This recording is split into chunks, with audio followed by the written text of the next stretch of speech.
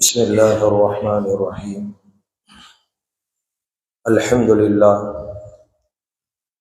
لله القوي المتين، ناصر المستضعفين وقاسم الجبارين، نحمده على ما قضى ونشكره على ما أعطى، له الحمد في الأولى والآخرة وله الحكم وإليه ترجعون.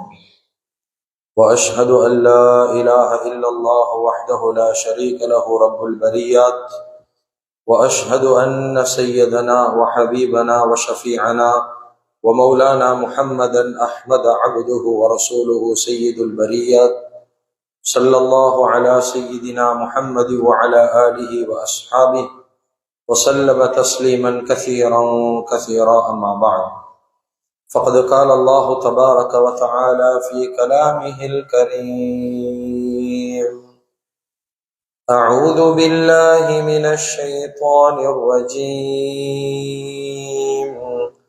بسم الله الرحمن الرحيم. قل أعوذ برب الفلق من شر ما خلق ومن شر غاسق إذا وقب ومن شر النفاثات في العقد ومن شر حاسد إذا حسد. صدق الله العظيم.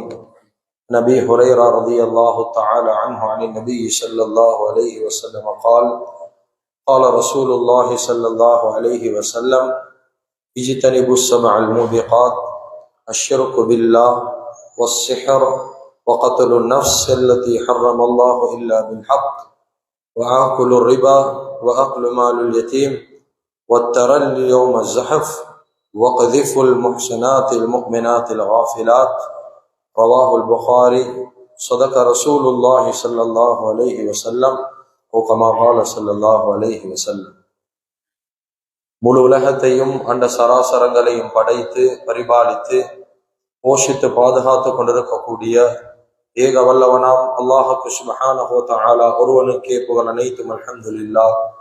ஸலாத் என்னும் கருணையும் சலாம் என்னும் ஈடேற்றமும் எங்களுடைய உயிரிலும் மேலான தலைவர், சத்திய தூதர், சன்மார்க்க போதகர், சர்தாரி ஆலம் முஹம்மது ரசூலுல்லாஹி ஸல்லல்லாஹு அலைஹி வஸல்லம் அன்னவர்கள் மீதிலும், அன்னவர்களுடைய பரிசுத்தமான குடும்பத்து மக்கள், சஹாபாக்கள், தாபிஊன்கள், தபஉ தாபிஈன்கள், ஷுஹதாக்கள், சாலிஹீன்கள், நல்லோர்கள் அனைவர்கள் மீதிலும் கியாமத்துடைய நாள் வரைக்கும் அவரை பின்பற்றி வாழக்கூடிய, வாழ்ந்து கொண்டிருக்கக்கூடிய ஒவ்வொரு முஃமினான ஆண்கள் பெண்கள் மீதும் உண்டாகட்டும்.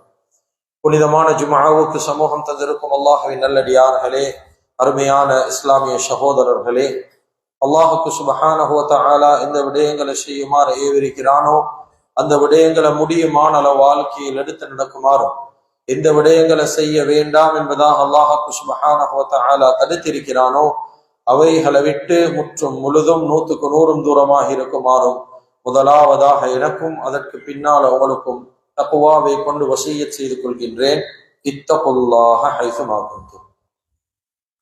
கண்ணியமிக்க உலமாக்களே, கனவான்களே, சகோதரர்களே, நண்பர்களே, அல்லாஹு ஜல்ல ஜலாலுஹு அம்ம நவாலுஹு துலகத்துல வாழக்கூடிய ஒவ்வொரு மனிதர்களுக்கும், அதிலேயும் குறிப்பாக முஸ்லிம்களுக்கு பலவிதமான நட்பண்புகளை அவர்களுடைய வாழ்க்கையில் அல்லாஹு தாலா படிச்சு தந்திருக்கிறார்.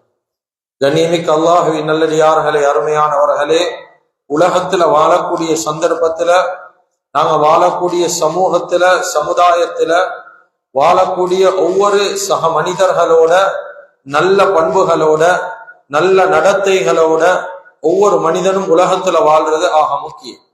எனவே நல்ல பண்புகள் என்று சொல்லக்கூடிய சந்தர்ப்பத்துல அதுல மிக முக்கியமான ஒரு பண்பு, குறிப்பாக முஸ்லிம்களிடத்துல வரவேண்டிய ஒரு பண்பு, இருக்க வேண்டிய ஒரு பண்பு தான் சகோதரத்துவம் என்று சொல்லக்கூடிய பண்பு. கண்ணியமிக்க அல்லாஹ்வின் நல்லடியார்களே, அருமையானவர்களே, வாழக்கூடிய வாழ்க்கையில ஒவ்வொரு முஸ்லிம்களும் தங்களோட வாழக்கூடிய சக முஸ்லிம ஒரு சகோதர உணர்வோட, சகோதர வாஞ்சையோட அந்த கண்ணோட்டத்துல பார்க்கிறது ஆக முக்கியம். கண்ணியமிக்க அல்லாஹ்வின் நல்லடியார்களே, அருமையானவர்களே, எங்களுடைய வாழ்க்கையில உடன் பிறந்தால் மட்டுமல்ல சகோதரன் சகோதரி என்ற உணர்வை தாண்டி என்னோட வாழக்கூடிய ஒவ்வொரு முஸ்லிமான ஆணும் பெண்ணும் அது சகோதரன் சகோதரி என்ற உணர்வோட ஒவ்வொரு மனிதர்களோட சமூகத்துல சேர்ந்து போறதாக முக்கியம். ஏனென்றா குர்ஆன் எங்களுக்கு வழி காட்டுது, இன்னமல் முஃமினூன இஹ்வா, நிச்சயமாக ஒவ்வொரு முஃமின்களும் இன்னொரு முஃமினுக்கு இன்னொரு முஸ்லிமுக்கு அவன் சகோதரன். அவனோட வாழக்கூடிய சந்தர்ப்பத்துல ஃபஅஸ்லிஹு பைன அகவைக்கும், அந்த சகோதரர்களுக்கு மத்தியில ஒத்துமையாக வாழுமாறு இஸ்லாம் சொல்லுது. கண்ணியமிக்க அல்லாஹ்வின் நல்லடியார்களே, சுருக்கம் என்னென்றா, என்னோட வாழக்கூடிய ஒரு முஸ்லிமான சகோதரன் அவன் வாழ்க்கையில ஒரு சந்தோஷம் வந்தா ஏண்ட வாழ்க்கையில அந்த சந்தோஷத்துடைய பிரதிபலிப்பு இருக்கும். அவன் சந்தோஷப்பட்டான், வாழ்க்கையில நானும் சந்தோஷப்படணும். அவனுடைய வாழ்க்கையில ஒரு கவலை வந்துட்டு, ஒரு துக்கம் ஏற்பட்டுட்டு, ஒரு சஞ்சலம் ஏற்பட்டு, ஒரு கவலையான ஒரு நிலைமையில இருந்தா நானும் என்னுடைய உள்ளத்திலே அவனுடைய கவலையை நினைச்சு எனக்கும் ஒரு கவலை வரும். கண்ணியமிக்க அல்லாஹ்வின் நல்லடியார்களே, அருமையானவர்களே, நபி ஸல்லல்லாஹு அலைஹி வஸல்லம் அதுதான் அழகாக சொல்லி காட்டினாங்க, ஒவ்வொரு முஸ்லிமும் இன்னொரு முஸ்லிமுக்கு அவன் ஹராம். ஹராம் என்றா நாங்க நீங்க பாவிக்கிற ஹராம் அல்ல, கண்ணியமானவன். அவனுடைய ஒவ்வொரு விஷயங்களும் ஒரு முஸ்லிம் இன்னொரு முஸ்லிமுடைய விடயங்கள் ஒவ்வொன்றும் அவனுக்கு கண்ணியமானது. உதாரணமாக ஸல்லல்லாஹு அலைஹி வஸல்லம் அவங்க விளங்கப்படுத்தினாங்க, தமுஹு, ஒரு முஸ்லிம் இன்னொரு முஸ்லிமுடைய இரத்தம் அவனுக்கு சங்கையானது, கண்ணியமானது, இரத்தமும் சங்கையானது. அதே போல சொன்னாங்க, வமாலுஹு, அவனுடைய சொத்து செல்வம் அதுவும் சங்கையானது, வஇர்துஹு, அவனுடைய மான மரியாதையும் சங்கையானது என்றார். கண்ணியமிக்க அல்லாஹ்வின் நல்லடியார்களே, இந்த வார்த்தையை கொஞ்சம் யோசிங்க. ஒவ்வொரு முஸ்லிமுக்கும் சக முஸ்லிமுடைய இரத்தம் கண்ணியமானது, சொத்து செல்வம் கண்ணியமானது, அவனுடைய மான மரியாதை கண்ணியமானது என்றா வாழ்க்கையில் ஒரு சக முஸ்லிமோட நாங்க வாழ்க்கையில் எப்படி நடக்கணும் என்பதை யோசிக்கும்.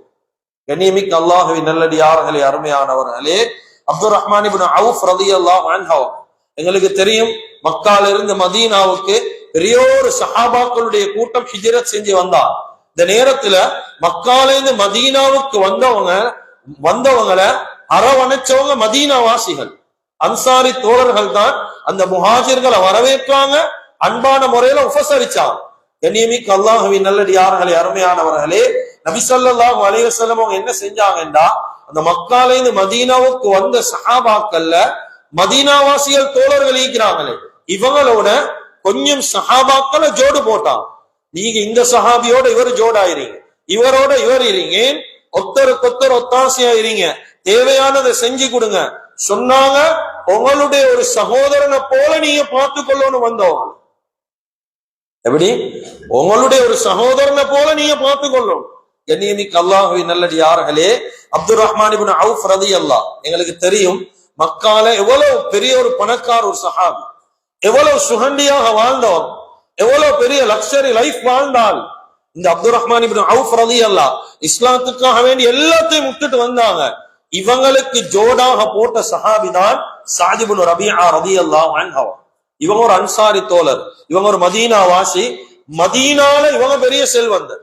இந்த ஸஅத் இப்னு ரபீஆ ரலியல்லாஹு அன்ஹுவோட எப்ப அப்துர் ரஹ்மான் இப்னு அவுஃப் ரலியல்லாஹு அன்ஹுவோட ஜோடு போட்டாங்களோ முன்னுக்கு வந்து எல்லாத்துட முன்னுக்கும் சொன்னாங்க, நபி ஸல்லல்லாஹு அலைஹி வஸல்லம் அவர்களே, யா ரசூலல்லாஹ், நீங்க சொன்னீங்க அப்துர் ரஹ்மான் இப்னு அவுஃப் ரலியல்லாஹு அன்ஹுவங்கள ஒரு சகோதரனோட போல பார்க்க சொல்லி நீங்க சொல்லிட்டீங்க.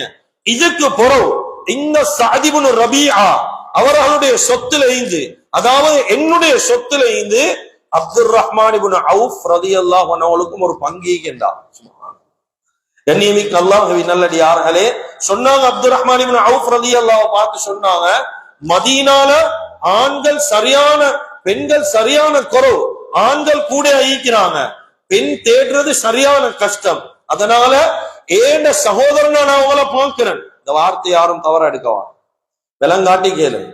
சொன்னாங்க, என்னுடைய சகோதரனை நான் நினைக்கிறேன், மதீனால பெண்கள் குறவு, அதனால உங்களுக்கு திருமணத்துடைய தேவை ஈந்தா, எனக்கு 2 மனைவிமார் இருக்கிறாங்க, 2 பேர்ல ஒத்தரை நான் தலாக் கொடுக்கிறேன், அந்த ஒத்தருடைய இந்த காலம் முடிஞ்ச உடனே நீங்க முடிச்சுக்கோங்க என்றா. கண்ணியமிக்க அல்லாஹ்வின் நல்லடியார்களே, ஒரே ஒரு வார்த்தை உங்களோட முஸ்லிம் சகோதரனா பாருங்கன்னு சொன்னது மட்டும்தான். இந்த வார்த்தை சொன்ன உடனே முன்னுக்கு வந்து சொத்தை கொடுக்க ரெடியாவினாங்க, 2 மனைவியில் ஒன்றை கொடுக்க ரெடியாவினாங்க. ஏன்? சகோதரத்துவம் என்ற ஒன்றை ஹயாத்தாக்க பார்த்தாங்க. ஆனா கவலையான செய்தி என்ன தெரியுமா? கண்ணியமிக்க அல்லாஹ்வின் நல்லடியார்களே, இந்த காலத்துல சகோதரத்துவத்துக்காக வேண்டி நாங்க இன்னொரு மற்ற முஸ்லிமுக்கு உதவி செய்யறதை தாண்டி, கண்ணியமிக்க அல்லாஹ்வின் நல்லடியார்களே, இந்த காலத்துல எங்கட கண் முன்னால வாழக்கூடிய ஒரு முஸ்லிமான சகோதரன் சொந்த சம்பாத்தியத்துல முன்னுக்கு வந்தாவே அவனுக்கு தாங்கலாம். கசப்பா இருந்தாலும் இந்த உண்மையை கபூல் செய்யதான் வரும். இவன் அவன்கிட்ட கையேந்தல்ல, அவன்கிட்ட கேட்கல, அவனுக்கு உதவி செய்யும் இல்ல, சொந்த சம்பாத்தியத்துல முன்னுக்கு வராரு. சொந்த சம்பாத்தியத்துல ஒரு வீடு வாங்கலாம், உழைச்சி ஒரு மனிதன் வாகனம் வேங்கலாம், உழைச்சி ஒரு மனிதன் மொபைல் போன் வேங்கலாம், காணி பூமி வேங்கலாம், மனைவிக்கு நகநட்டு வேங்கலாம். ஏதாவது ஒரு காரணத்தை சொல்லி அவன் முன்னேறத பாக்குறதுக்கு சரியான கஷ்டமா, அவன் முன்னுக்கு வாரத பாக்குறதுக்கு சரியான கஷ்டம். இவனுக்கு எங்க திடீரென இங்கால சல்லி, வேற என்ன சரி தொழில் ஒன்று செய்யறானா, வேற என்ன சரி கைமாத்துறானா, என்ன பழிய சுமத்தேலுமோ உதவி செய்யறதும் இல்ல, அவனுக்கு கஷ்ட நஷ்டம் பார்க்கறதும் இல்ல. ஆனா முன்னுக்கு வந்தா இப்படி பேசக்கூடிய ஒரு சமூகம் உருவாகி, வியாபாரத்துல முன்னுக்கு வரையலாம், ஒரு வியாபார கமிட்டிக்கு தலைவராகலாம், ஒரு பாடசாலையில அதிபராகலாம், ஒரு நிர்வாகத்துக்கு வரையலாம், ஒரு மஸ்ஜிதுக்குள்ளால வரையலாம். ஏன்? ஈந்து கொள்ள இயலாம். அவ்வளவுக்கு வைத்தறிச்சல் உள்ள சமூகமாக கண்ணியமிக்க அல்லாஹ்வின் நல்லடியார்களே, இவ்வளவுக்கும் இந்த சமூகம் யாரு தெரியுமா? முஸ்லிம் என்று சொல்லக்கூடிய சமூகம் சகோதரத்துவத்துக்கு வழிகாட்டியான சமூகமே இதுதான். சகோதரத்துவத்துக்கு முன்னுதாரணமான சமூகமே இதுதான். பிரதர்ஹுட் என்றா படிச்சு கொள்ள வேண்டிய மார்க்கம் என்றா அது இஸ்லாம் மட்டும்தான். சகோதரத்துவத்தை கெட்டி எழுப்பிய மார்க்கம். இந்த காலத்துல வாழக்கூடிய முஸ்லிம்கள் கசப்பாய்ந்தாலும் கபூல் செய்யுங்க. இன்னொரு மனிதன் முன்னேறத பாக்குறதுக்கு சரியான கஷ்டமா இல்லையா? கண்ணியமிக்க அல்லாஹ்வின் நல்லடியார்களே, எங்க பார்த்தாலும் போட்டி, பொறாம, வஞ்சகம், துரோகம், கெட்ட எண்ணம், மோசமான பார்வை, மோசமான சிந்தனை ஒரு மனிதனுடைய வாழ்க்கையில அவன் முன்னுக்கு வாரத கபூல் செய்ய இயலாம தடுக்க எவ்வளவு முயற்சிகள் சமூகத்துல நடக்குது. அவன் மேல எவ்வளவு கெட்ட எண்ணங்களை விதைக்க முடியுமோ, எவ்வளவு கெட்ட வார்த்தைகளை சொல்ல முடியுமோ, அவன் மேல எவ்வளவு வீண் பழிய போட முடியுமோ, அவன் மானம் மரியாதைய எவ்வளவு கலட்ட ஏழுமோ, கண்ணியமிக்க அல்லாஹ்வின் நல்லடியார்களே, அவ்வளவு கலட்ட முயற்சி செய்த ஒரு சமூகமே அவன் வாழ்க்கையை எப்படியாவது நாசமாக்கும், அவனை துனியால வாழ விடக்கூடாது. கண்ணியமிக்க அல்லாஹ்வின் நல்லடியார்களே, ஆனா ஆச்சரியம் கலந்த கவலை என்ன தெரியுமா? ஆச்சரியம் கலந்த கவலை என்னுடைய ஒரு சுய சிந்தனைக்கு வந்த ஒரு செய்தி. நான் அதை அவளோட ஷேர் பண்ணிக்கொள்ள பகிர்ந்து கொள்றேன். என்னுடைய சுய சிந்தனைக்கு வந்த ஒரு செய்தி. இந்த காலத்துல எங்களுக்கு தெரியும், பலஸ்தீன் முஸ்லிம்களுக்காக வேண்டி ஒவ்வொரு மஸ்ஜிதுகள்லயும் 5 நேரம் தொழுகைக்கு பின்னால குனூத்து நாசிலா ஓதுறாங்க. ஏன்? அந்த பலஸ்தீன் மக்கள் உண்மையில கஷ்டப்பட்டு கொண்டிருக்கிறான், சிரமத்தோட இருக்கிறான்.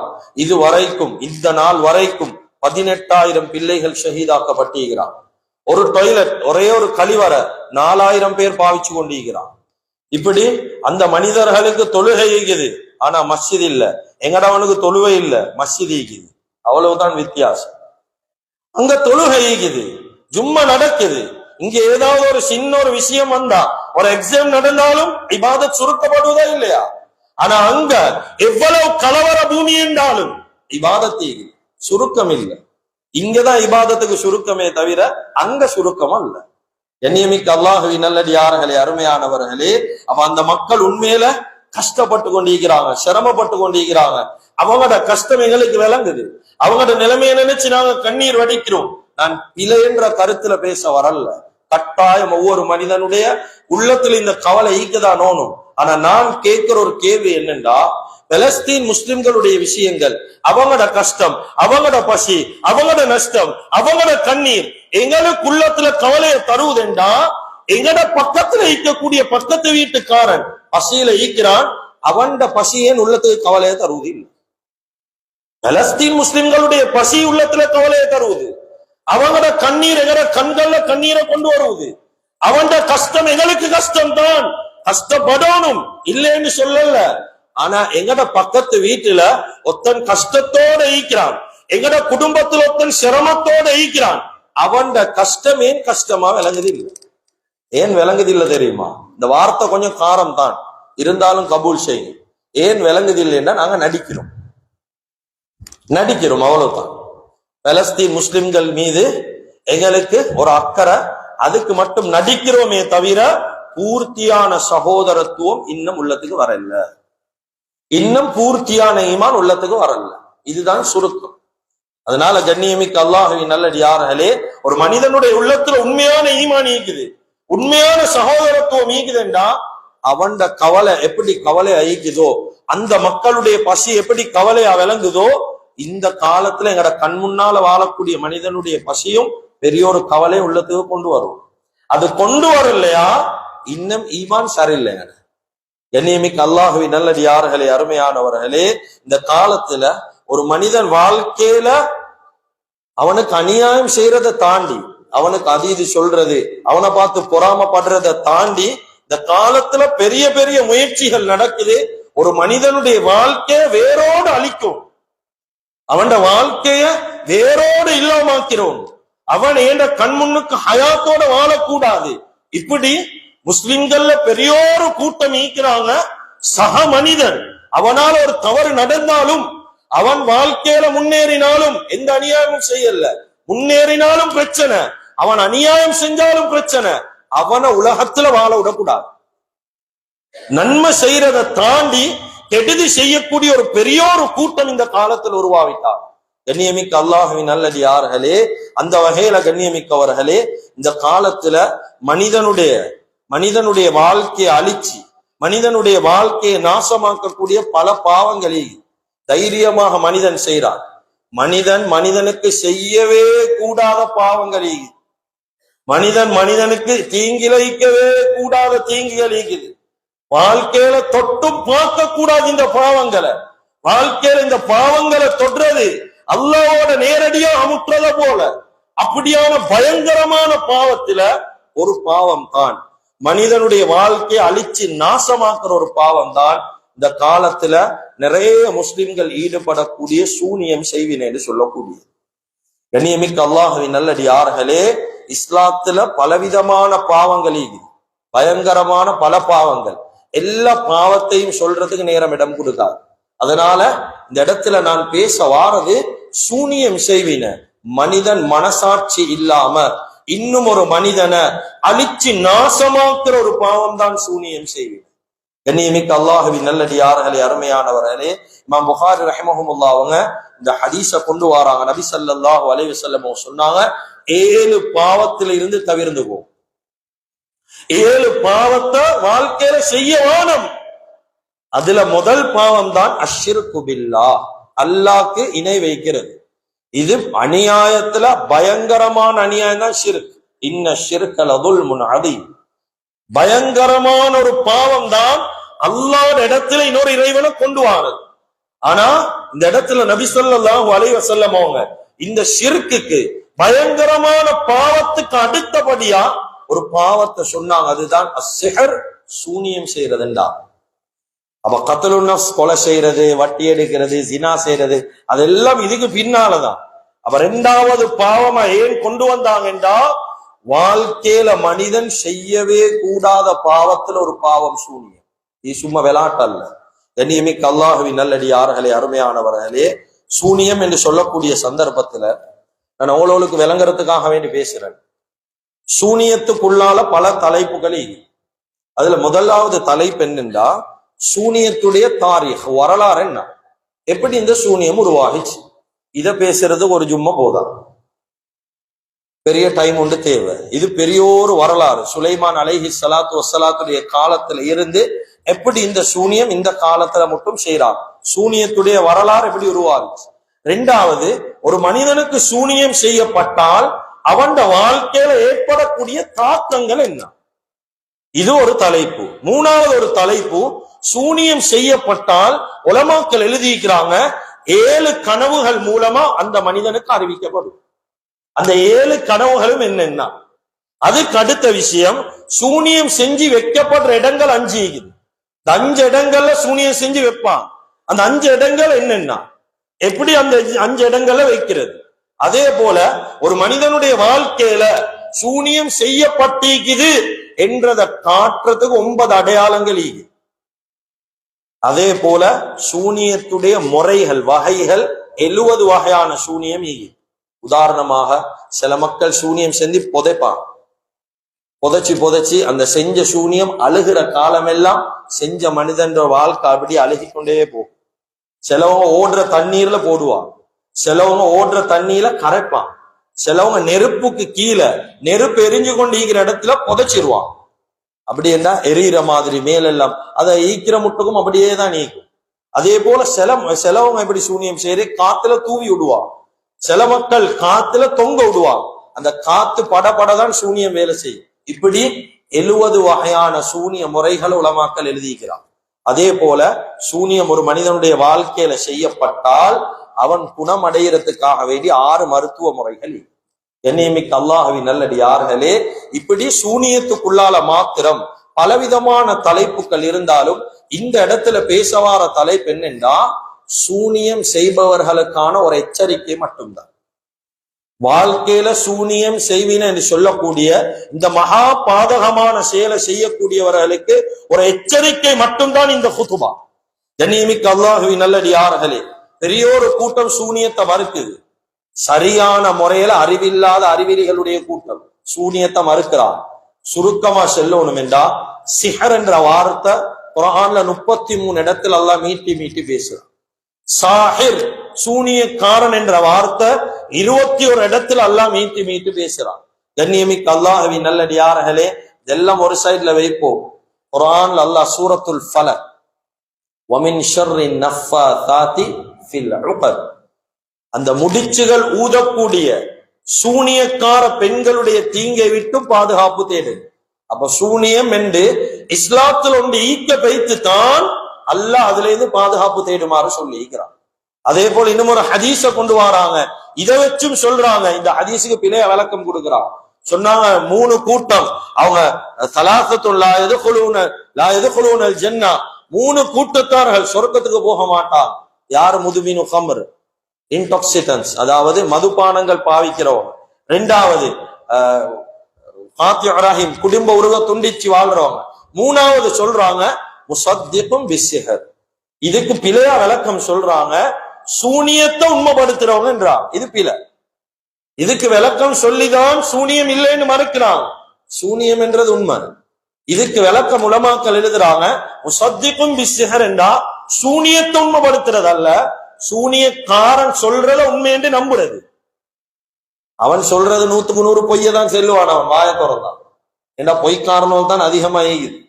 இவன் வாய திறந்தா பொய்ய சொல்லுவான். இந்த பொய்ய நம்புறதான் நபி ஸல்லல்லாஹு அலைஹி வஸல்லம் இந்த இடத்துல சொல்லி காட்டினார்.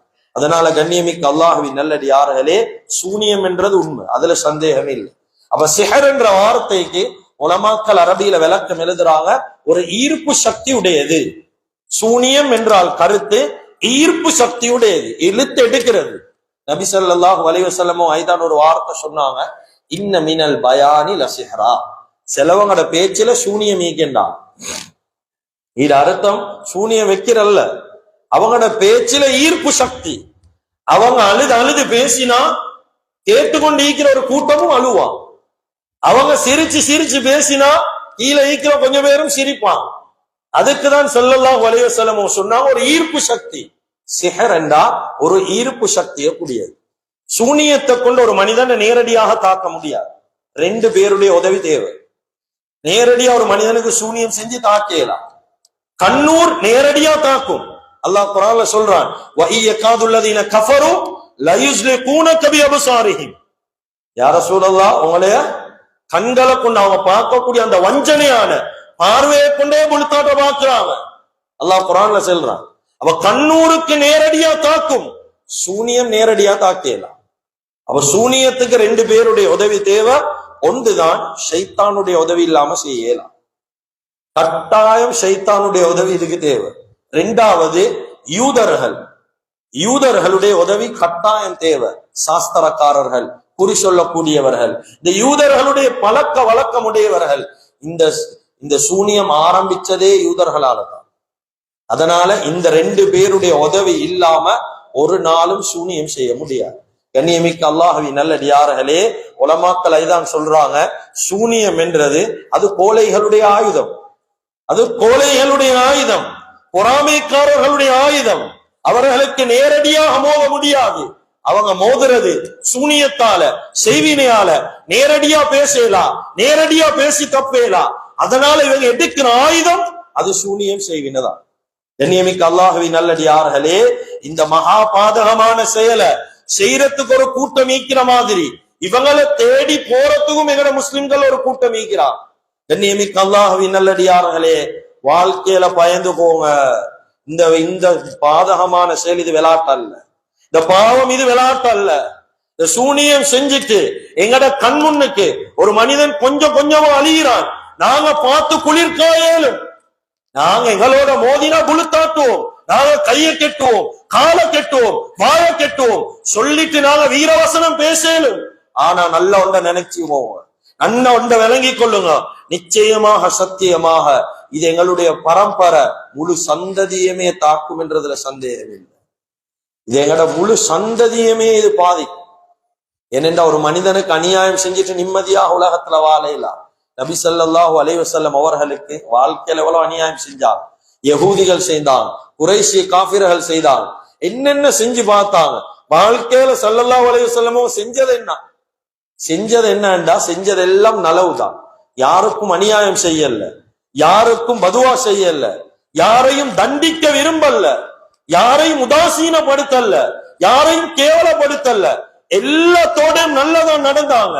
ஆனா நபி ஸல்லல்லாஹு அலைஹி வஸல்லம் அவர்களுக்கும் கண்ணியமிக்க அல்லாஹ்வின் நல்லடியார்களே, லபீத் இப்னுல் அஸம் என்று சொல்லக்கூடிய யூதர்கள்ல பயங்கரமான ஒரு காஃபிர் சூனியம் செஞ்சானா இல்லையா? பயங்கரமான ஒரு மனிதன். நபி ஸல்லல்லாஹு அலைஹி வஸல்லம் அவர்களுக்கு குர்ஆன் அல்லாஹ் சொல்றான், ஒரு விதமான மறதி ஒன்றை ஏற்படுத்துற அளவுக்கு ஒரு சூனியம். எந்த அளவுக்கு என்றா உலமாக்கள் விளங்கப்படுத்துறாங்க. நபி ஸல்லல்லாஹு அலைஹி வஸல்லம் அவங்க வீட்டுல போயிட்டு மனைவிமாரோட ஈப்பாங்க, மனைவிமாரோட குடும்பம் நடத்தினதை போல ஒரு உறவு, ஒரு நினைவு. ஆனா குடும்பம் நடத்தல. ஒரு விதமான மறதி, ஒரு விதமான யோசனை.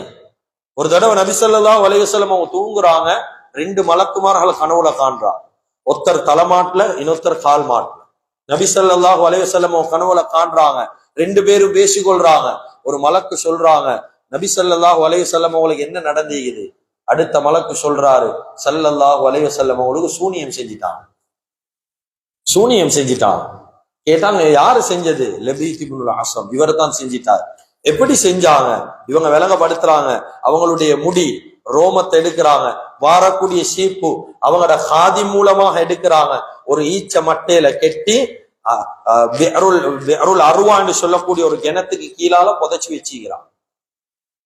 கேட்டாங்க, இது எப்படி எடுக்கிறது? அதை வெளியே எடுத்தால் தான் இதை செய்ய, எடுத்தா என்ன செய்யணும், எப்படி பரிகாரம்? அப்பதான் இந்த 2 சூறா ஓதி காட்டுறாங்க. குல் அஊது பிரப்பில் ஃபலக், குல் அஊது பிரப்பின் நாஸ். இந்த 2 சூறாக்களை மோதினேண்டா முடிச்சுக்கள் கலட்டப்படும். நபி ஸல்லல்லாஹு அலைஹி வஸல்லம் அவங்களுடைய பொதுவாக எங்களுக்கு தெரியும், ஒரு ருயத்துல் அம்பியாஹி வஹ்யு, ஒவ்வொரு நபிமார்களுடைய கனவும் வஹி. அது சும்மா சாதாரண நான் காண்ற கனவை போல அல்ல. கனவு வஹீல ஆக குறைஞ்ச அந்தஸ்து தான் நபிமார்களுடைய கனவு. இப்ராஹிம் அலைஹி ஸலாத்து வஸ்ஸலாத்துக்கும் கனவின் மூலமாகத்தான் இஸ்மாயில் அலைஹி ஸலாத்து வஸ்ஸலாத்து அறுக்குமாறு சொல்லப்பட்டுச்சு.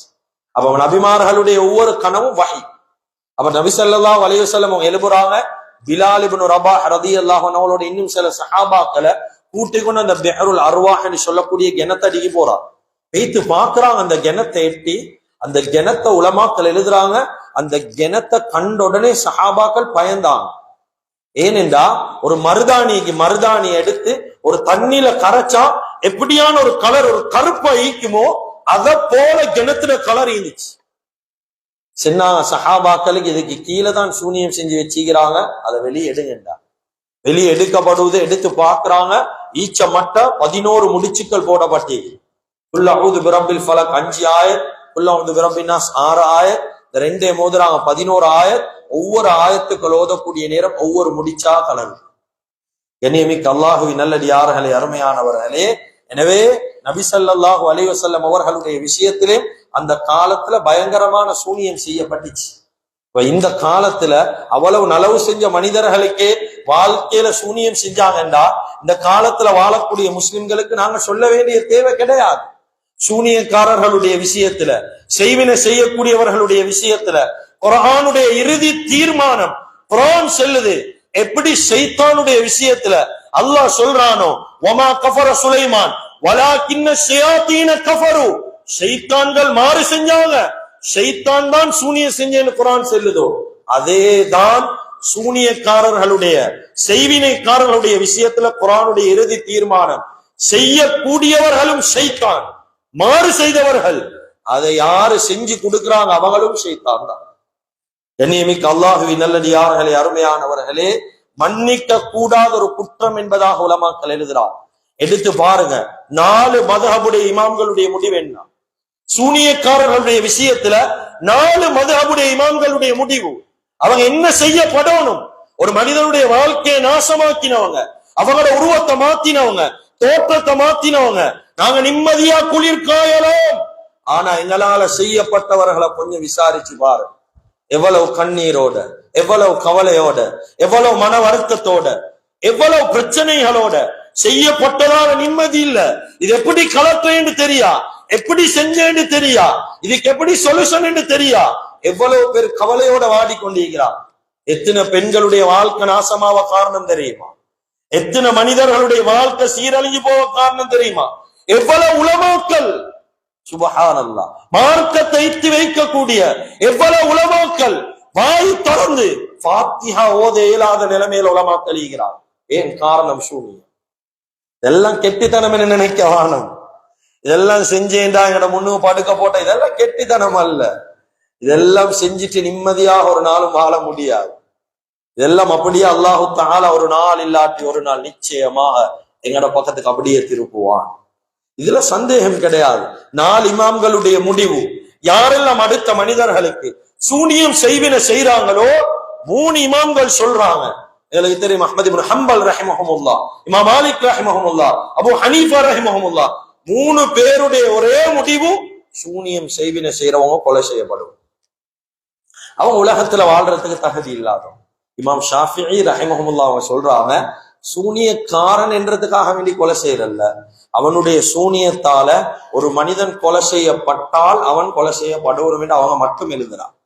ஆனா மத்த உலமாக்கள் 3 பேருடைய முடிவு, சூனியம் செய்வினை செய்தவர்கள் கொலை செய்யப்படும். கண்ணியமிக்க அல்லாஹ்வின் நல்லடியார்களே, கொலை என்றதே இஸ்லாத்துல பெரும் பாவம். கத்லு நஃப்ஸ் என்றது சூனியத்துக்கு அடுத்தபடியான பாவமே கத்லு நஃப்ஸ் தான். கொலை செய்யறது பயங்கரமான ஒரு பாவம், ஒரு மனிதனை கொல்றது. அப்ப இஸ்லாத்துல ஒரு மனிதனை கொல்லுமாறு, ஒரு பாவத்துக்கு கொல்லுமாறு சொல்லிக்கின்றா அந்த பாவம் இப்படியான பாவமாய். நான் பேசுறத விளங்குறீங்கன்னு நினைக்கிறேன். இஸ்லாத்துல பாவம் பெரியோரு பாவம் கொலை. அந்த கொலைய கூட ஒரு பாவம் செஞ்சவனுடைய விஷயத்துல அல்லாஹ் ஹலாலாக்கிக்கிறான் என்றா அந்த பாவம் எப்படியான பெரும் பாவமாய், லேசான பாவம் அல்ல கண்ணியமிக்கவர்களே. அதுதான் நபி ஸல்லல்லாஹு அலைஹி வஸல்லம் சொன்னாங்க, ஹத்து சாஹிர், சாஹிருக்குரிய ஹத் என்ன தெரியுமா? அவனுக்குரிய குற்ற பரிகாரம் என்ன தெரியுமா? தர்பும் பிஸ்ஸைஃப், அவனை கொலை செய்யறது தான். அவன் வாளால் தண்டிக்கப்படணும் என்றார். உமர் ரலியல்லாஹு அன்ஹுடைய காலத்துல கேள்விப்படுவது, 3 சூனியம் செய்வினை செய்யக்கூடியவன் இருக்கிறார். 3 பேரையும் கொண்டு வந்தாங்க, ஒரு பேச்சும் இல்ல. இவங்களால சூனியம் செய்வினை செய்யப்படுவது உறுதியாக்கினாங்க, கேட்டாங்க, விசாரிச்சாங்க, எல்லாம் சொன்னாங்க, சூனியம் செய்வினை செய்யறாங்க. 3 பேருடைய களத்தையும் ஒரே தடவையில வெட்டினாங்க, ஒரு பேச்சும் பேசல். கண்ணியமிக்க அல்லாஹ்வின் நல்லடியார்களே, சஹாபாக்களுடைய மஜ்லிஸ்ல ஒரு பெண் சூனியக்காரி வந்து கேட்டா, சஹாபாக்களுக்கு மத்தியில, நான் சூனியக்காரி, ஆரம்பத்துல சூனியம் செஞ்சு கொண்டீங்க, எனக்கு தௌபா ஈக்குதான்னு கேட்டா, எனக்கு பாவ மன்னிப்பு ஈக்குதா, தௌபா ஈக்குதான்னு கேட்டா. கிதாபில் எழுதுறாங்க, சஹாபாக்கள் யாரும் வாய் திறந்து அந்த பெண்ணுக்கு பதில் சொல்லலன்னு எழுதுறாங்க. இதுவரைக்கும் சொல்லல பதில், இதுவரைக்கும் பதில் இல்ல. மன்னிப்பு ஈக்குதா, தௌபா ஈக்குதான்னா எப்படி தௌபா செய்யறதுன்னு யோசிங்க. எப்படி தௌபா செய்யணும்? ஒரு மனிதன் வாழ்க்கை நாசம், அவன் அழிஞ்சி சில நேரம் கபர்ல வைக்கலாம், எப்படி தௌபா செய்யறது? லேசான பாவம் அல்ல கண்ணியமிக்கவர்களே. விசேஷமாக பெண்களுக்கு சொல்லுவோம், சின்ன சின்ன காரணத்துக்கு, சின்ன சின்ன நொண்டி சாக்குக்கு அடுத்த மனிதனை ஈக்க விட்டுறல்ல, சும்மா மந்திரிச்சு போற்றணும், அவனை இல்லாமக்கிறோனும், அவன வாழ்க்கையை நாசமாக்கணும். பெரிய ஒரு கூட்டம் முடிவெடுக்குதா இல்லையா? கண்ணியமிக்க அல்லாஹுவின் நல்லடியார்களே, அருமையானவர்களே, வாழ்க்கையில சூனியம் செய்யக்கூடியவர்களுக்கு இந்த பேச்சு ஒரு எச்சரிக்கையாக இருக்கு. அடுத்த மனிதர்களுடைய வாழ்க்கையில விளையாடக்கூடிய மனிதர்களுக்கு இது ஒரு எச்சரிக்கையாக இருக்கட்டும். வாழ்க்கையில நாங்க நிம்மதியாக ஈக்கேலும் செய்யப்பட்டவர்கள் அழுது அழுது ஈப்பார். வாழ்க்கையில நாங்க நிம்மதியாக தூங்க முடியும், ஆனா செய்யப்பட்டவர்கள் இன்னும் கதறிக்கொண்டிருப்பாங்க. என் வாழ்க்கை நாசமாகிறதுக்கு காரணம். சில மக்களை போய்த்து சந்திச்சோம். சுபஹான் அல்லாஹ், சுபஹான் அல்லாஹ். செய்வின சூனியம் செய்யப்பட்டவர்கள் சின்ன வயது, முகத்துடைய முழு தோற்றமும் மாற்றப்பட்டு முகமே மாறி, அவருடைய பழங்காலத்து சின்ன போட்டோக்கும் இப்ப பாக்குற போட்டோக்கும் சரியான வித்தியாசம். அவருடைய உருவத்தையே மாத்தி, கை கால் அப்படியே இல்லாமாக்கி, நல்ல இந்த மனிதர்கள் நாசமா போறதுக்கு காரணமே இந்த பெரும் பாவம் தான். அதனால இந்த பாவம் செய்யறவங்க வாழ்க்கையில பயப்படு. அல்லாஹு தாலா 3 விதமான அநியாயத்தை பத்தி பேசுறான். அதுல ஒரு அநியாயம் தான் வதுல்முன் லா யத்ருக்குஹு. ஒரு அநியாயத்தை அல்லாஹ் மன்னிப்பான். 3 விதமான அநியாயத்துல ஒரு அநியாயம் வதுல்முன் லா யக்ஃபிருல்லா, ஒரு அநியாயத்தை அல்லாஹ் மன்னிக்கிறல்ல. இன்னொரு அநியாயமிக்கு வதுல்முன் யக்ஃபிருஹு, அல்லாஹ் மன்னிப்பான். இன்னொரு அநியாயமிக்குது வதுல்முன் லா யத்ருக்குஹு, ஒரு அநியாயத்தை அல்லாஹ் சும்மா விடவே மாட்டான். ஒரு அநியாயம் மன்னிக்கப்படாது, இன்னொரு அநியாயம் மன்னிக்கப்படும். இன்னொரு அநியாயத்தை எல்லாம் சும்மா விடுறல்ல. அப்படி சும்மா விடாத அநியாயத்தில் ஒன்றுதான் சூரியன். சும்மா லேச அல்லது. ஏனென்ற அடுத்த மனிதர்களுடைய நிம்மதி, அவர்களுடைய வாழ்க்கை பறிக்கப்படுவது. கண்ணியமிக்க அல்லாஹுவின் நல்லடியார்களே, கடைசியாக ஒரு விடயம். அபூ ஹாலித் இப்னு யஹ்யா அல் பர்மகி உலமாக்கள் கிட்ட கேளு. இவங்க யாருண்டா? எங்களுக்கு தெரியும், ஹாரூன் ரஷீத் ரஹிமஹுல்லாஹ் மிகவும் பக்குவமான ஒரு பேணுதலான ஒரு மனிதன். இஸ்லாத்தில் கிட்டத்தட்ட நஃபிலான சுன்னத்தான தொழுகைகள் ஒரு நாளைக்கு 1000 ரகாத் தொழுவாங்க. அவ்வளவு பேணுதலான மனிதன் தான் ஹாரூன் ரஷீத் ரஹிமஹுல்லாஹ். அவ்வளவு பேணுதல், நீதமான ஆட்சி, கண்ணியமான ஆட்சி. உலமாக்கள் கிட்ட கேட்டா தெரியும். இந்த ஹாரூன் ரஷீத் ரஹிமஹுல்லாஹ் அவங்களுக்கு பால் கொடுத்த தாய், அவங்களோட கணவன், அதாவது கிட்டத்தட்ட ஹாரூன் ரஷீத் ரஹிமஹுல்லாஹ் அவங்களுடைய வளர்ப்பு தந்தை தான் இந்த அபூ ஹாலித் இப்னு யஹ்யா அல் பர்மகி என்று சொல்லக்கூடிய மனிதன். கண்ணியமிக்க அல்லாஹுவின் நல்லடியார்களே, பெரிய சீமானாக, செல்வ சீமானாக உலகத்துல வாழ்ந்தார். பெரிய பணம் படைத்த ஒரு மனிதனாக உலகத்துல வாழ்ந்தார். நல்ல வசதி வாய்ப்போட வாழ்ந்தார், கண்ணியமா இருந்தார். ஹாரூன் ரஷீத் ரஹிமஹுல்லாஹ் சரியான மதிப்பு கொடுத்தார், சரியான கண்ணியம் கொடுத்தாங்க வாழ்க்கையில் அவர். கண்ணியமிக்க அல்லாஹுவின் நல்லடியார்களே, இவருக்கு நாள் கடந்து போகுது. ஒரு நாள் இவருக்கும் வயசாகி இருந்த அபூ ஹாலித் இப்னு யஹ்யா அல் பர்மகிக்கு 80 வயதை கடந்த ஒரு முதியவரா வாழ்ந்து கொண்டிருக்கிறார். இந்த நேரத்துல ஒரு நாள் ஹாரூன் ரஷீத் ரஹிமஹுல்லாஹ் அவங்க திடீரென்று ஊர்ல ஒரு அறிவிப்பு செஞ்சாங்க. இந்த அபூ ஹாலித் இப்னு யஹ்யா அல் பர்மகியையும் அவருடைய மகன் ஹாலிதையும் 2 பேரையும் அரெஸ்ட் பண்ணி கொண்டு சிறை கைதிகளாக பிடிச்சிட்டு வாங்கண்டா. இவங்க 2 பேருக்கும் உண்மையில என்ன காரணம் என்று விளங்கல்ல, ஊர் மக்களுக்கும் தெரியா. 2 பேரையும் சிறைவாசம் பிடிச்சிட்டு வாங்கன்னுட்டான். சீர் அலாமு நுபலால் இந்த சம்பவம் பதிவு செய்யப்பட்டு பிடிச்சிட்டு வரப்பட்டுச்சு. கண்ணியமிக்க அல்லாஹ்வின் நல்லடியார்களே, 2வது ஒரு அறிவித்தல் போட்டாங்க. இவங்களோட குடும்பத்துல யாரெல்லாம் ஈக்கிறாங்களோ குடும்பத்தில் ஈக்கக்கூடிய எல்லா உறவுகளையும் கொலை செய்கின்றான். சுபஹானல்லாஹ். பக்குவமான மனிதன், பேணுதலான ஒரு மனிதன்.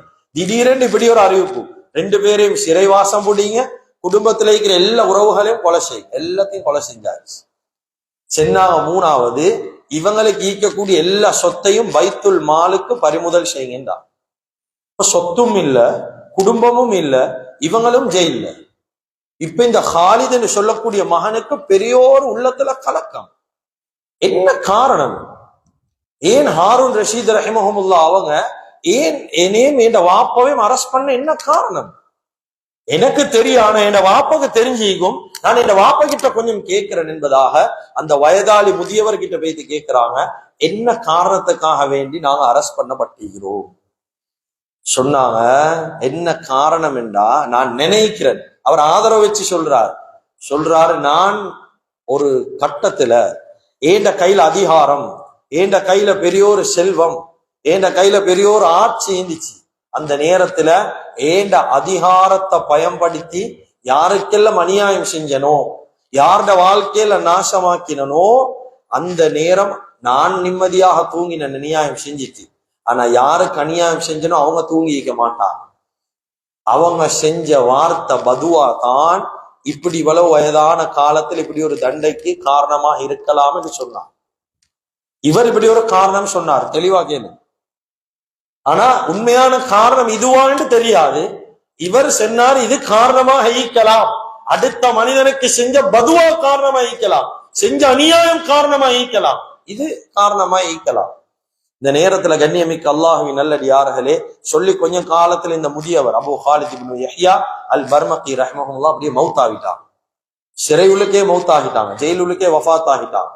இந்த நேரத்துல அந்த மகன் பெய்த்த ஹாரூன் ரஷீத் ரஹ்மஹுல்லாஹ் கிட்ட கேட்டாங்க, ஹலீஃபா அவர்களே, ஏனையும் என் வாப்பாவையும் நீங்க கைது செய்யறதுக்கு காரணம் என்ன?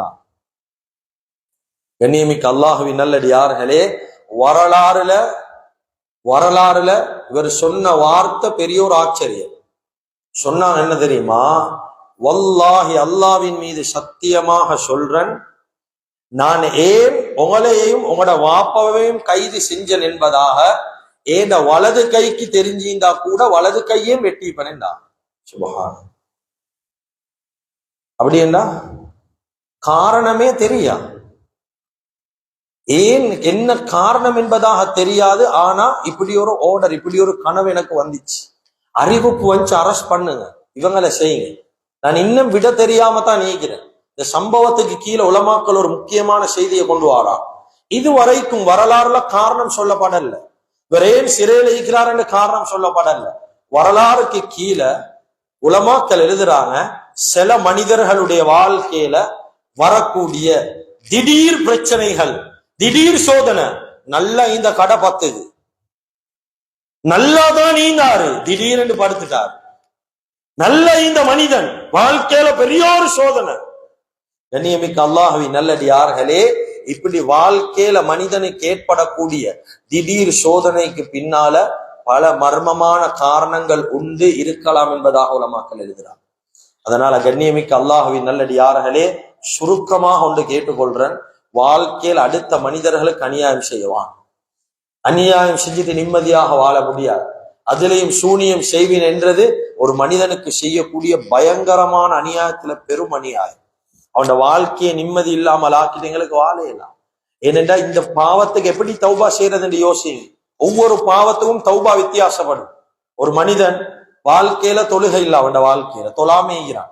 தொழாமை ஈந்துட்டு வந்து யாழ் என்னைய மன்னிச்சுக்கோ மன்னிச்சுக்கோ மன்னிச்சுக்கோண்டா தொழாமை ஈந்ததுக்குரிய தௌபா அது இல்லை. உலமாக்கள் கிட்ட கேளுங்க, அப்படி தௌபா செய்யலுமா? என்னைய மன்னிச்சுக்கோ, இதுக்கு போற தொழுவன் இல்லை. அதுக்குரிய தௌபா என்னண்டா, எத்தனை தொழுகைய வாழ்க்கையில விட்டீங்களோ அது பாவமாக இருந்தாலும் அந்த தொழுகை எல்லாம் மீட்கப்பட்டதுக்கு பின்னாலதான் தௌபா செய்யும்.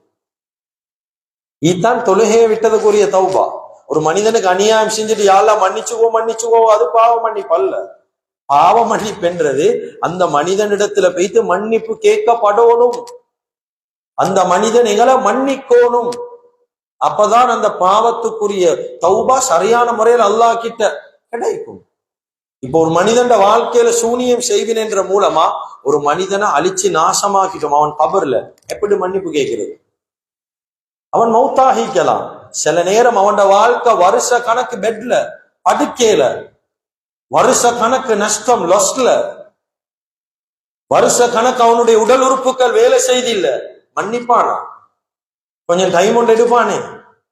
அதுதான் சொல்றானே, ஒரு அநியாயத்தை மனிதனே சும்மா விட்டாலும் அல்லாஹ் சும்மா விட்டுறல. அதனால் அந்த வகையில் அல்லாஹ் சும்மா விடாத ஒரு பாவத்தில் ஒரு பாவம், பெரும் பாவத்தில் ஒன்றுதான் சூனியம் செய்வின.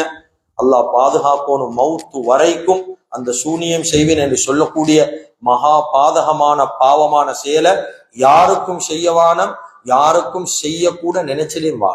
வீட்டு பெண்களுக்கு இந்த விஷயங்களை சொல்லி கொடுது.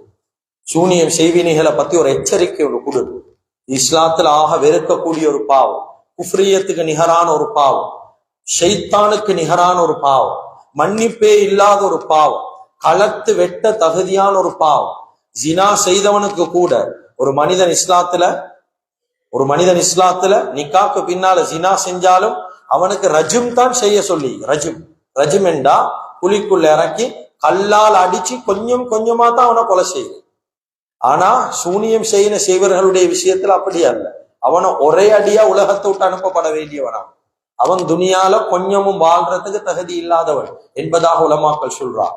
அதனால கண்ணியமிக்க அல்லாஹ்வின் நல்லடியார்களே, வாழக்கூடிய மார்க்கம், பின்பற்றக்கூடிய மார்க்கம் ஒரு பரிசுத்தமான மார்க்கம், ஒரு கண்ணியமான மார்க்கம், சகோதரத்துவத்துக்குரிய ஒரு மார்க்கம், சகோதரத்துவத்துக்கு எடுத்துக்காட்டான மார்க்கம். வாழ்க்கையில மனிதர்கள் என்ற ரீதியில சக முஸ்லிம்கள் பிழை செய்வாங்க, அவங்களால தவறு நடக்கும், பிழைகள் நடக்கும். எந்த ரிவாயத்திலும் எங்களுக்கு காட்ட முடியாது. இந்த காலத்துல கடைசியாக ஒன்று சொல்லி முடிச்சு கொள்றேன். எல்லா மனிதர்களும் யோசிக்கிறாங்க, நான் ஒரு மனிதன் எனக்கு அநியாயம் செஞ்சிட்டா, ஒரு மனிதன் தவறு செஞ்சு அந்த தவறுக்கு மன்னிப்பு கொடுத்துட்டேன்னா ஏண்ட கண்ணியம் குறைஞ்சிடும், ஏண்ட மதிப்பு குறைஞ்சிடும், ஏண்ட சமூகத்துல ஏண்ட மதிப்பு, ஏண்ட ரெஸ்பெக்ட் அப்படியே இல்லாம போய்த்திடும். கண்ணியமிக்க அல்லாஹ்வின் நல்லடியார்களே, கொஞ்சம் உதாரணமாக யோசிச்சு பாருங்க. நபி ஸல்லல்லாஹு அலைஹி வஸல்லம் அவங்களுடைய வாழ்க்கையில மனிதர்கள் செய்யாத அநியாயம் இல்லை, எல்லா அநியாயத்தையும் செஞ்சாங்க. சுஜூத் செய்யக்கூடிய நேரம் ஒட்டகத்துடைய குடலை தூக்கி போட்டாங்க, இருட்டுல சுபஹ்க்கு போகக்கூடிய நேரம் முள்ள போட்டாங்க. எவ்வளவு தாயிஃப்ல 5 கிலோமீட்டர் வரைக்கும் கல்லால் அடிச்சு கொண்டே வந்தாங்க, ரத்தம் சொட்ட சொட்ட ஓடினாங்க.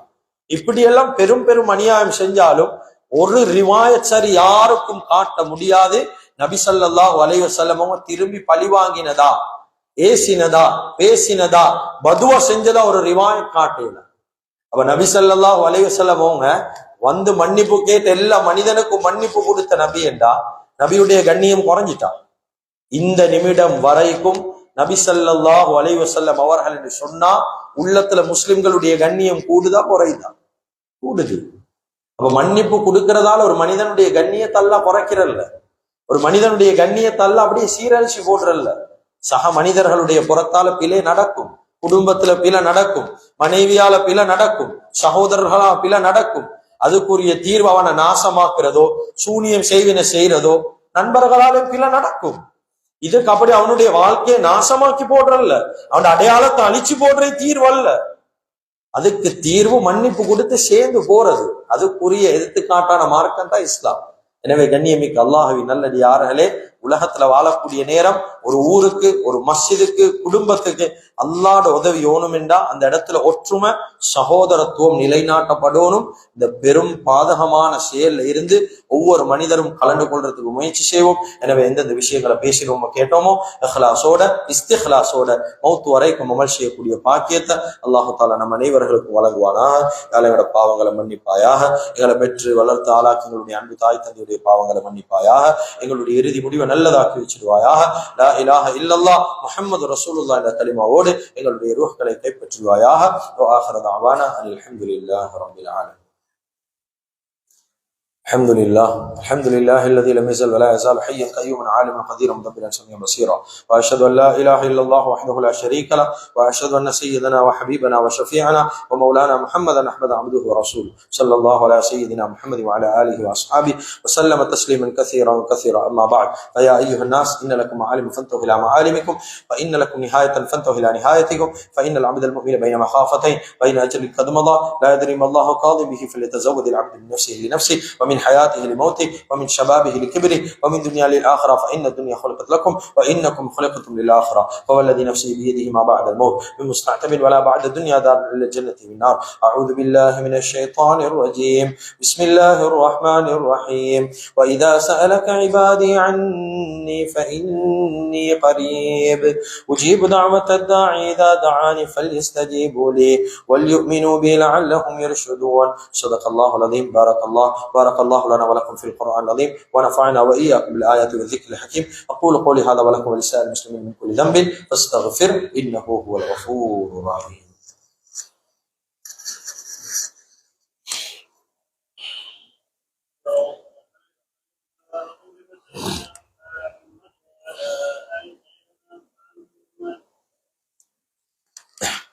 الحمد لله الحمد لله نحمده ونستعينه ونستغفره ونؤمن به ونتوكل عليه ونعوذ بالله من شرور أنفسنا ومن سيئات أعمالنا من يهده الله فلا مضل له ومن يضلله فلا هادي له وأشهد أن لا إله إلا الله وحده لا شريك له وأشهد أن سيدنا وحبيبنا وشفيعنا ومولانا محمدا أحمد عبده ورسوله صلى الله على سيدنا محمد وعلى آله وأصحابه وسلم تسليما كثيرا كثيرا. أما بعد فيا أيها الناس إن لكم معالم فانتهوا إلى معالمكم فيا عباد الله أوصيكم وإياي بنفسي بتقوى الله. فقد قال الله سبحانه وتعالى في كلامه الكريم: أعوذ بالله من الشيطان الرجيم بسم الله الرحمن الرحيم والعصر إن الإنسان لفي خسر إلا الذين آمنوا وعملوا الصالحات وتواصوا بالحق وتواصوا بالصبر. صدق الله العظيم. فإن أصدق الحديث كتاب الله وأوثق العقل بالتقوى وخير الملل ملة إبراهيم وخير السنن سنة محمد صلى الله عليه وسلم. وقال النبي صلى الله عليه وسلم: أرحم أمتي بأمتي أبو بكر الصديق رضي الله عنه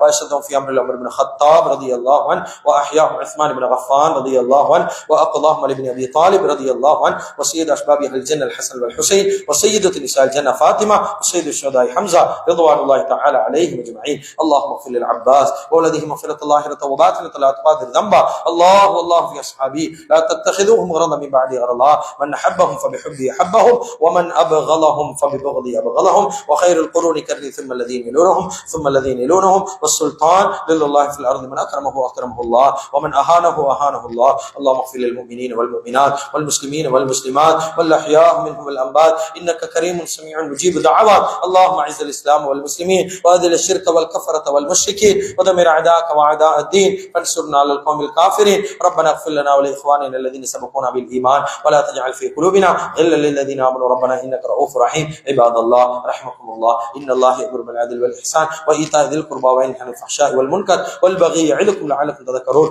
اذكروا الله يذكركم وادعوه يستجب لكم ولذكر الله أكبر والله يعلم ما تصنعون. استعدوا صلاة الجمعة.